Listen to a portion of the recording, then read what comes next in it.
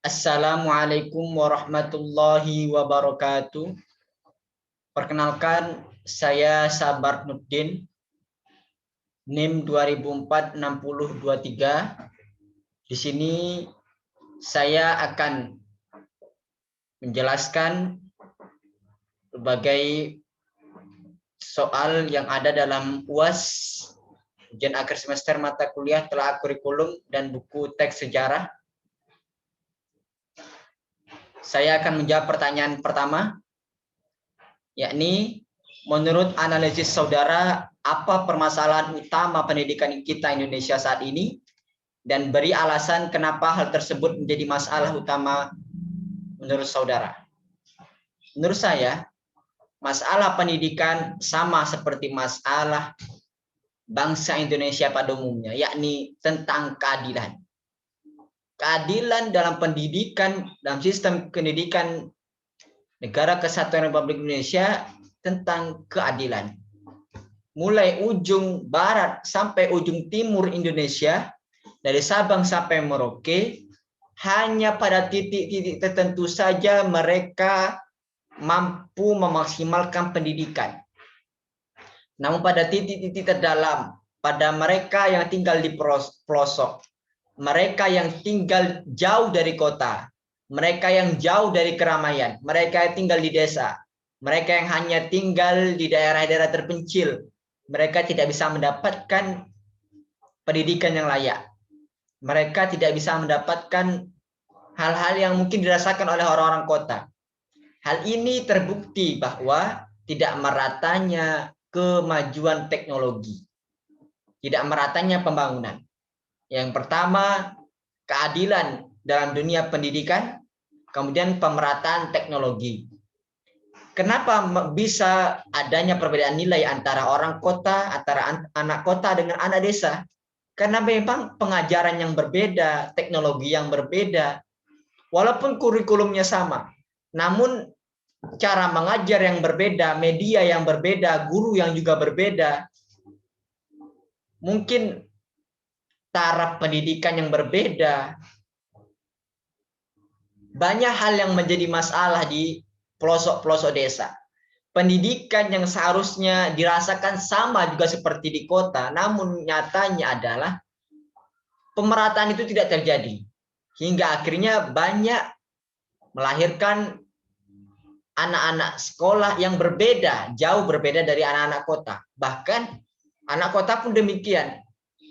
Ada beberapa hal yang justru menjadi masalah pada masyarakat yang tinggal di kota. Mereka yang sudah mendapatkan pelayanan yang baik, pemerataan, pembangunan, kemajuan teknologi, namun mereka menyia-nyiakannya. Mereka tidak pernah berpikir bahwa bagaimana susahnya tinggal di desa, karena pendidikan di sana sungguh sulit. Tidak bisa mendapatkan pengajaran yang layak. Bahkan bisa dikatakan pendidikan yang tidak baiklah untuk taraf jenjang pendidikan mulai dari SD, SMP, SMA. Oleh karena itu, hal ini harus bisa menjadi perhatian bersama, perhatian khusus untuk sistem pendidikan nasional. Bagaimana mampu menyamaratakan antara pendidikan di kota dengan pendidikan di desa. Kemudian, soal selanjutnya yakni tentang program Merdeka Belajar. Sedang gencar-gencarnya dilakukan oleh pemerintah. Mulai dari melibatkan seluruh guru untuk menjadi guru penggerak, sekolah penggerak, juga melibatkan perguruan tinggi untuk turun ke lapangan mengawasi jalannya kurikulum, membutuhkan anggaran yang tidak sedikit yang harus dikeluarkan dari APBN. Berikan analisis saudara mengenai hal ini. Apakah kita benar-benar membutuhkan semua program Merdeka Belajar tersebut, atau ada hal yang sangat krusial yang dibenahi dalam pendidikan kita terlebih dahulu? Apa hal krusial tersebut dan kenapa? Sederhana saja jawabannya. Yang pertama tadi saya jelaskan bahwa pemerataan atau keadilan dalam dunia pendidikan. Saat ini kita merasakan adanya program Merdeka Belajar. Berbagai hal yang dicanangkan oleh pemerintah. Itu semua merupakan program kerja dari kementerian. Sementara hal ini harus menjadi perhatian bersama bahwa keadilan dalam dunia pendidikan harus yang utama. Bagaimana menyamaratakan keadilan itu sendiri. Yang harus dibenahi dalam dunia pendidikan ialah sebenarnya pemerataan pengajaran, pemerataan materi, pemerataan hasil atau output dari pendidikan itu sendiri. Saat ini kita bisa melihat bagaimana sepak terjangnya pendidikan Indonesia. Akhir-akhir ini kita tidak bisa melihat atau membedakan mana yang anak sekolah, mana yang tidak. Karena moral anak sekolah yang dengan yang tidak anak sekolah saat ini sama saja. Oleh karena itu, perlu adanya perbaikan dalam tata moral dunia pendidikan. Oleh karena itu, walaupun program ini program yang dicanangkan oleh Kementerian Pendidikan, namun setidaknya ini hanya menjadi formalitas bagi orang-orang yang tinggal di pelosok. Mereka hanya bisa mendengar beritanya. Mereka tidak bisa merasakan langsung bagaimana program itu berjalan. Atau bahkan mereka hanya bisa merasakan bahwa program itu ada, namun tidak bisa dirasakan secara langsung. Oleh karena itu, program kerja dari menteri ini, atau program Merdeka Belajar ini setidaknya harus juga dirasakan oleh seluruh elemen masyarakat. Banyaknya program kerja itu lalu tidak fokus menjadikan pendidikan itu sebagai hal yang utama. Justru malah merembet ke hal-hal yang lain. Merembet ke ekonomi, ke sosial, ke politik. Dan ini harus menjadi perhatian bahwa kedepankan nilai pendidikan, kedepankan nilai moral, kedepankan nilai keadilan dalam dunia pendidikan. Oleh karena itu perlu adanya perbaikan, pembenahan. Jangan lagi memikirkan formalitas program kerja untuk dinilai baik oleh atasan. Ini bahkan menurut anggaran pun tidak sedikit. Oleh karena itu anggaran yang banyak ini harusnya untuk perbaikan pendidikan baik di kota maupun di desa. Pemerataan keadilan dalam pendidikan akan menghasilkan hal yang positif, bahkan menjadikan pendidikan ini kan lebih maju ke depannya, karena akan melahirkan banyak generasi terbaik, baik itu dari kota maupun dari desa. Selanjutnya, ambillah salah satu contoh materi pembelajaran sejarah Indonesia, kemudian saudara analisis pembelajaran karakter yang terdapat dalam materi tersebut, berikan alasannya. Yang ingin saya sampaikan ialah materi tentang proklamasi, sejarah kemerdekaan Indonesia. Bagaimana seorang proklamator, bagaimana pahlawan-pahlawan bangsa, bagaimana para perumus dasar negara, bagaimana para pejuang bangsa sebelum kemerdekaan. Mereka mengkorelasikan antara intelektual dengan spiritual. Mereka mencanangkan bagaimana bisa memerdekakan negara ini. Namun mereka tidak melupakan nilai-nilai spiritual. Mereka yakin akan adanya Tuhan. Mereka yakin akan adanya keajaiban. Walaupun kita berperang dengan Jepang, dengan Amerika, dengan Inggris, dengan Spanyol, dengan Portugal, mereka yakin bahwa mereka akan menang dan mampu memerdekakan Indonesia. Nilai intelektual serta spiritual yang seimbang akan mampu melahirkan generasi terbaik, serta akan melahirkan berbagai hal peristiwa yang mampu mengguncangkan dunia. Salah satunya proses proklamasi. Tidak ada yang bisa menyangka bahwa kita akan bisa merdeka. Namun begitu perjuangan para pahlawan mampu mengkorelasikan antara nilai intelektual mereka dengan nilai spiritual yang ada dalam diri mereka. Mereka meminta kepada ulama. Mereka meminta pendapat para ustadz. Kemudian mereka memberikan berbagai landasan negara. Mereka memberikan berbagai pendapat. Bagaimana negara ini dibangun atas dasar keberagaman. Tidak bisa menjadikan negara ini satu suku saja. Tidak bisa menjadikan negara ini satu kelompok saja, namun Indonesia beragam budaya, beragam suku, beragam kelompok.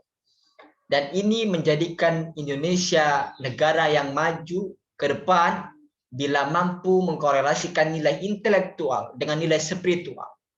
Banyak pejabat hari ini yang tidak mempelajari bagaimana proses teks proklamasi. Banyak orang yang mampu memajukan nilai spiritual namun kurang dalam intelektual. Ada yang maju dalam intelektual namun tidak maju dalam spiritual. Mereka, para pahlawan bangsa, mampu mengkorelasikan antara nilai spiritual dengan nilai intelektual.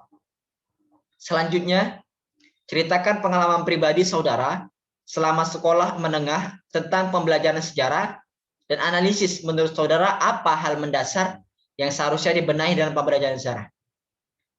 Sepanjang saya menjadi siswa, guru yang selalu mengajarkan saya tentang sejarah, beliau mampu membangkitkan nilai-nilai sejarah dalam benak siswa.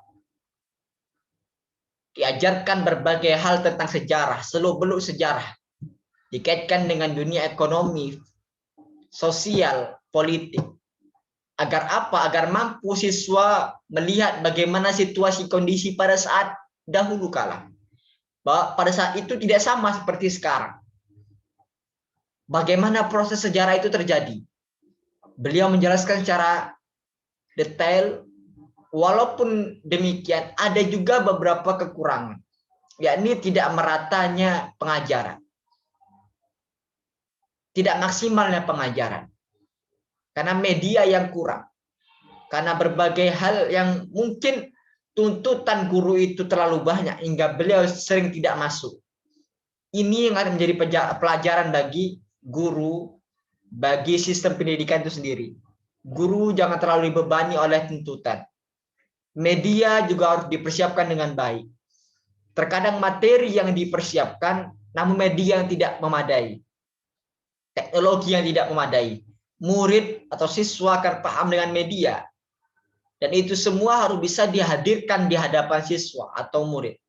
Nah, karena itu perlunya pembenahan dalam sistem pembelajaran sejarah. Bagaimana guru mampu menghadirkan media, guru mampu menghadirkan proses sejarahnya itu terjadi. Tidak hanya menceritakan bagaimana sejarah itu, namun mampu menghadirkan medianya. Bagaimana mampu mengupas benak siswa itu sendiri. Kemudian nomor 5, bila suatu saat nanti saudara menjadi guru sejarah, seperti apa pembelajaran sejarah yang ingin saudara lakukan terhadap siswa-siswa saudara? Kenapa demikian? Sistem pembelajaran sejarah yang ingin saya sampaikan, yang ingin saya lakukan ialah bagaimana mampu membangkitkan semangat sejarah siswa itu sendiri tanpa kita menyuruh, tanpa kita yang memerintah. Ia mampu membuat kreativitas dalam belajar sejarah.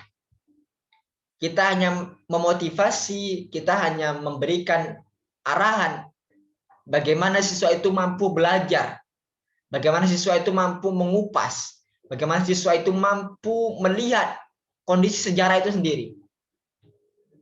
Mungkin banyak guru yang hanya mengajar, dan mengajar, namun tidak bisa bagaimana membangkitkan kreativitas siswa. Media yang hari ini kurang kita dapatkan, namun bisa kita dapatkan dengan berbagai hal kreativitas siswa. Dimulai dengan motivasi, dimulai dengan mengajar, motivasi, kemudian latihan, kreativitas siswa, itu akan mampu membangkitkan nilai-nilai sejarah mereka. Biarkan mereka berkreasi, agar mampu memberikan yang terbaik untuk dirinya sendiri, untuk pembelajaran, untuk guru. Bahkan guru bisa dievaluasi, teman-teman bisa dievaluasi agar terjadinya komunikasi yang baik antara guru dengan murid. Dan akan memberikan hal-hal yang mungkin tidak terjadi di belakang. Bagaimana guru mampu menghadirkan komunikasi yang baik dalam kelas. Karena sejarah itu akan membuka berbagai hal yang tidak tampak. Karena sejarah itu hal masa lampau. Dan itu bisa saja terjadi dengan berbagai hal, dengan berbagai cerita. Dan itu bisa didapatkan dari manapun, dari buku, dari media, dan lain sebagainya. Guru bukan hanya satu sumber informasi, namun siswa mampu menghadirkan sumber informasi, mampu menampilkan media, dan itu semua mampu menghadirkan nilai-nilai yang baik dalam pembelajaran sejarah. Demikian yang dapat saya sampaikan. Kurang lebih saya mohon maaf. Wassalamualaikum warahmatullahi wabarakatuh.